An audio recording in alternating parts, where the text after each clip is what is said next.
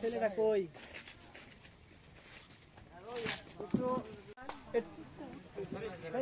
হাত ধরে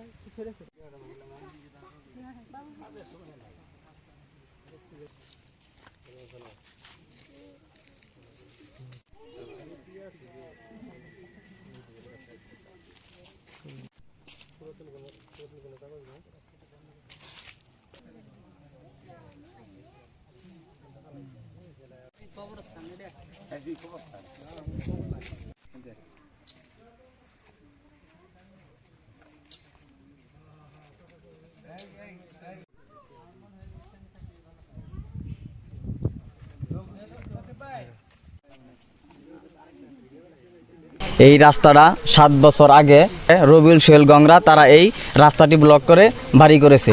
এটা প্রতিবাদ করার কারণে আলামিন তাকে তারা হত্যার উদ্দেশ্যে কুপিয়েছিল। প্রশাসনের দৃষ্টি আকর্ষণ করছি এই রাস্তাটা যেন অতি তাড়াতাড়ি একটা ব্যবস্থা করে। 4 বছর যাবত আমার বাড়ির চতুর সাইডের রাস্তা বন্ধ করে রাখছেন তাদের দাবিতে। ঠিক আছে, আমার এই মানববন্ধন তা আমার আসলে যেহেতু জীবনের তোরে একটা হাত নষ্ট হয়ে গেছে। বিষয়টা হলো যে এই যে হাতটা দেখতে পাচ্ছেন জীবনের তোরে আসলে নষ্ট করে দিছে, প্লাস মাথায় কোপের চিহ্ন আছে।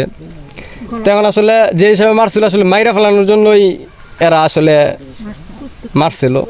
মাননীয় সরকারের কাছে আমার একটাই দাবি যে আমাদের এই রাস্তাটা যে দীর্ঘ 7 বছর যাবত বন্ধ হয়ে রয়েছে, এই রাস্তাটা আমি খোলাসার জন্য আবেদন করছি। আজকে যে মানববন্ধন হলো, সেই মানববন্ধনে আপনাদের যে দীর্ঘ 7 বছরের রাস্তাটা বন্ধ ছিল, এটা পুরনো রাস্তা ছিল, এটা প্রভাবশালী খাটিয়ে এই রাস্তা বন্ধ করা হয়েছে। সরকারের কাছে আমরা জোর দাবি জানাচ্ছি এই রাস্তা তদন্ত করে এই রাস্তাটা মানে যাতায়াত করার জন্য খোলাসা করে দেওয়া হয়। 40 বছর ধরে এই রাস্তা শুনতেছি যে পাখি হয়ে রাস্তা হয় না।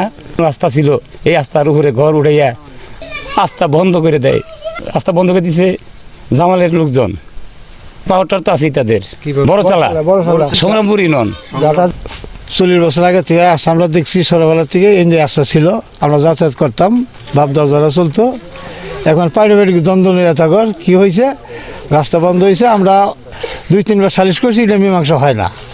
তবে আসলে রাস্তার দরকার, হ্যাঁ, এটা আমরা কাছে সহযোগিতা চাই। এই পুরাতন রাস্তাটা আমরা খুব কষ্টে রাখছি, প্রয়োজন, আমরা খুব কষ্টে আছি ও খুব কষ্টে রাখছি। দ্রুত জানি আমরা এই রাস্তাটা পাই। আর আমার ছেলের যে মারছে, আমার এই রাস্তার জন্য আমার ছেলের মারছে।